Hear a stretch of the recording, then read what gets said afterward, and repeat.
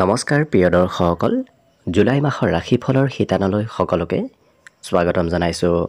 July মাহটো আপোনালোকৰ বাবে কেনেদৰে পাৰ হ'ব, কি শুভ পৰিৱৰ্তন এই মাহটোত আপোনালোকে দেখিবলৈ পাব, সেই বিষয়ে আজিৰ ভিডিঅ'ত আপোনালোকে জানিব পাৰিব।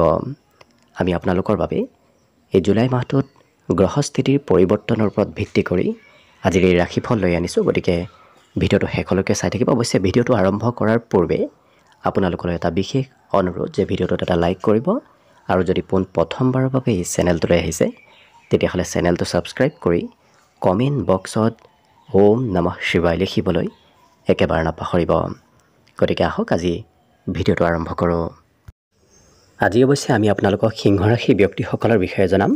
ইয়াৰ পূৰ্বতে আমি বাকীকেইটা ৰাশিৰ বিষয়ে জনাই আহিছোঁ। যদি আপোনাৰ সিংহ ৰাশি নহয় তেতিয়াহ'লে আপোনালোকে প্লে'লিষ্টত গৈ আপোনালোকে নিজৰ নিজৰ ৰাশিফলৰ বিষয়ে চাই ল'ব পাৰিব। সিংহ ৰাশিৰ ব্যক্তিসকলৰ জুলাই মাহত আপোনাৰ ৰাশিৰ ওপৰত মঙ্গল আৰু কেতু এই দুটা গ্ৰহৰ স্থিতি হ'ব, যিটো কাৰণত অকণমান ধৈৰ্যৰ পৰিমাণ এই মাহটোত কমিব পাৰে। বিশেষকৈ মঙ্গল গ্ৰহই এই মাহটোত অকণমান ধৈৰ্য কমাব, হয়তো খং ৰাগৰ পৰিমাণ অকণমান বঢ়াব পাৰে। গতিকে নিজক নিয়ন্ত্ৰণ কৰি ৰখাৰ আপুনি বিশেষভাৱে চেষ্টা কৰিব। শিক্ষা ক্ষেত্ৰতো যিহেতু কেতুৰ পূৰ্ণ দৃষ্টি পূৰ্বৰ পৰাই পৰি আহিছে, গতিকে এই মাহটোতো অকণমান পঢ়া শুনাত ধৈৰ্যৰ পৰিমাণ আপোনাৰ কমিব পাৰে। কিন্তু একেদৰে সপ্তমত ৰাহুৰ স্থিতিয়েও অকণমান, যদি আপুনি বিবাহিত তেতিয়াহ'লে বৈবাহিক সম্পৰ্কত মাজে সময়ে মতভেদ আনিব পাৰে। গতিকে অকণমান গুৰুত্ব ৰাখিব। অষ্টমত শনি থাকিব, যিটো কাৰণত অকণমান দেহৰ সৰু সুৰাভাৱে বিষ যেন অনুভৱ কৰিব পাৰে। স্বাস্থ্যৰ মাজে সময়ে অকণমান বিষ অনুভৱ আপুনি কৰিব পাৰে। কিন্তু কৰ্মস্থানত যিহেতু শুক্ৰ গ্ৰহ এই মাহটোত স্থিতি হৈ থাকিব, যিটো ক্ষেত্ৰত আপোনাৰ বাবে এই মাহত শুক্ৰ গ্ৰহৰ শুভ ফল আপুনি কৰ্মত নিশ্চয় লাভ কৰিব। যিহেতু পূৰ্বৰ পৰা শনিৰ দৃষ্টি আপোনাৰ কৰ্মস্থানত আছে, যিটো কাৰণত হয়তো অকণমান কাম বনবোৰ আপোনাৰ যোৱা মাহৰ পৰাই নতুবা তাৰ আগৰ পৰাই অকণমান পলম হৈ আছিল। কিন্তু এই মাহত যিহেতু শুক্ৰ গ্ৰহ আপোনাৰ কৰ্মস্থানত স্থিতি হ'ব, যিটো কাৰণত কৰ্মত উন্নতি প্ৰগতিৰ যোগ লৈ আনিব। বিশেষকৈ শুক্ৰ নিজৰ ঘৰত স্বগৃহী হোৱাৰ বাবে সেই ঘৰৰ বৃদ্ধি কৰিব। গতিকে এই মাহত আপুনি কৰ্মৰ পৰা বিশেষ উন্নতি লাভ কৰিব। যি কৰ্মতে আগ নাবাঢ়ক কিয় সেই কৰ্মত আপুনি নিশ্চয় শুভ ফল লাভ কৰিব। কৰ্মৰ পৰা ধন টকা পইচাৰ আগমনৰ সম্ভাৱনা পৰিলক্ষিত হৈছে।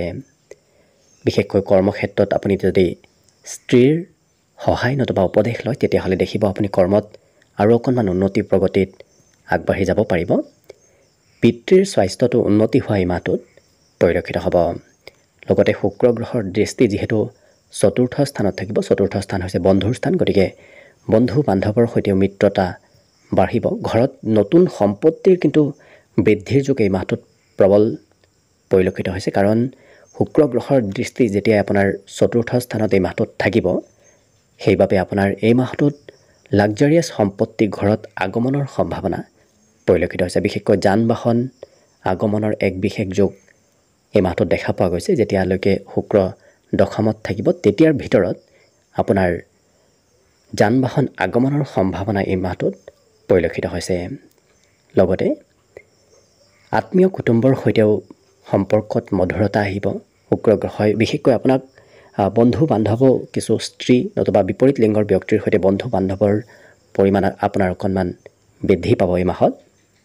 লগতে যিহেতু একাদশ স্থানত ৰবিৰ স্থিতি হৈ থাকিব, যিটো কাৰণত এই মাহটোত আপুনি চৰকাৰী পক্ষৰ ফালৰ পৰা ধন উপাৰ্জন কৰিব পাৰিব। গতিকে চৰকাৰী ধন উপাৰ্জনৰ পথ আপুনি মুকলি হ'ব। গতিকে ঘৰত থকাৰ বিপৰীতে ঘৰৰ পৰা অকণমান ওলাই যাওক, ক'ৰবাত তেনে পথত আপুনি বিচাৰিলে নিশ্চয় এই মাহটোত আপুনি চৰকাৰী ধন লাভ কৰিব। আৰু একাদশ স্থানৰ ৰবিৰ দৃষ্টি যিহেতু পঞ্চম স্থানত থাকিব, পঞ্চম স্থান হৈছে শিক্ষাৰ স্থান। গতিকে শিক্ষাৰ স্থানত ৰবিৰ দৃষ্টিয়ে আপোনাক পঢ়া শুনাটো কিছু আগ্ৰহী কৰি তুলিব। অৱশ্যে শিক্ষাৰ স্থানত যিহেতু শনিৰো পূৰ্ণ দৃষ্টি আছে, যিটো কাৰণত পূৰ্বতে হয়তো অকণমান অনিচ্ছা ভাৱ চলি আছিল, কিন্তু এই মাহত আপোনাৰ ৰবিৰ দৃষ্টিয়ে অকণমান আত্মবিশ্বাস পঢ়া শুনাত কিছু বৃদ্ধি কৰা পৰিলক্ষিত হ'ব। প্ৰেম সম্পৰ্কতো আপোনাৰ আত্মবিশ্বাস এই মাহত ৰবিয়ে বৃদ্ধি কৰিব। গতিকে শুভ ফল আপুনি এই মাহটোত নিশ্চয় লাভ কৰিব।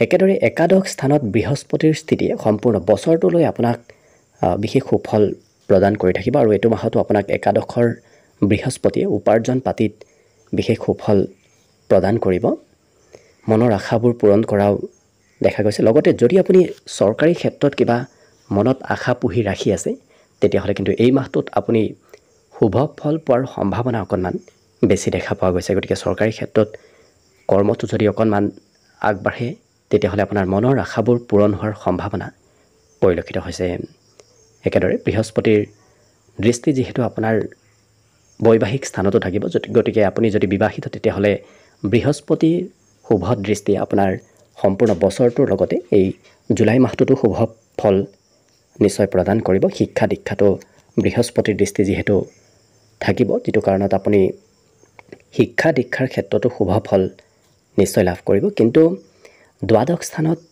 বুধ গ্ৰহৰ স্থিতিয়ে এই মাহটোত অকণমান সৰু ল'ৰা ছোৱালীৰ নামত হয়তো খৰচ আপুনি কৰিবলগীয়া হ'ব পাৰে গতিকে সৰু ল'ৰা ছোৱালীৰ নামত খৰচ হ'ব বিশেষকৈ ভ্ৰমণ যাত্ৰাৰ ক্ষেত্ৰতো খৰচৰ মাত্ৰা এই মাহত কিছু দেখা পোৱা গৈছে আৰু বিশেষকৈ দীঘলীয়া যাত্ৰা হয়তো মাজে সময়ে এই মাহত আপুনি কৰিব লাগিব বিশেষকৈ শুক্ৰৰ স্থিতি আৰু দৃষ্টিয়ে পাৰিবাৰিক যাত্ৰাৰ সম্ভাৱনা এই মাহত লৈ আনিব গতিকে পৰিয়ালৰ সদস্যসকলৰ সৈতে লগ হৈ হয়তো আপুনি ক'ৰবাত ফুৰিব যাবলগীয়াও হ'ব পাৰে গতিকে শুভ সংযোগে আপোনাৰ দেখা পোৱা গৈছে কিন্তু যিহেতু শনিৰ স্থিতি এই মাহটোত এই বছৰটোত সম্পূৰ্ণ বছৰটোতে আপোনাৰ সিমান শুভ নহয় আৰু মঙ্গলৰ স্থিতিও যিহেতু আপোনাৰ অকণমান মধ্যম গতিকে এই মাহটোত আপুনি পাৰিলে মঙ্গলবাৰ পালন কৰাৰ চেষ্টা কৰক প্ৰতি মঙ্গলবাৰে হনুমান চালিচা পাঠ কৰক আপুনি দেখিব আপুনি মঙ্গলজনিত পীড়াৰ পৰা মুক্তি নিশ্চয় লাভ কৰিব গতিকে যদি আপুনি খংৰাগ নিয়ন্ত্ৰণ কৰি ৰাখিব বিচাৰিছে খঙৰ মাত্ৰা যদি আপোনাৰ বেছি আছে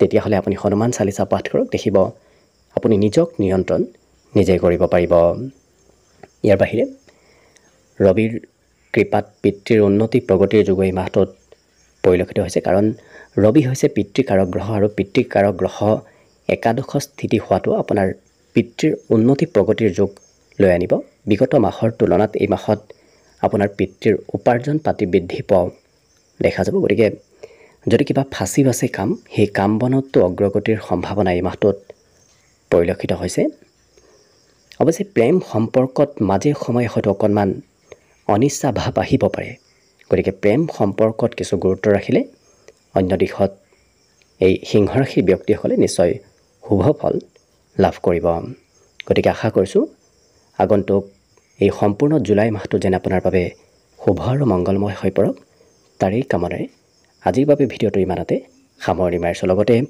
প্ৰতিদিনে নিজৰ নিজৰ ৰাশিফলবোৰ সদায় চাই থাকিবৰ বাবে আমাৰ চেনেলটো আপোনালোকে ছাবস্ক্ৰাইব কৰি ৰাখিব পাৰিব ধন্যবাদ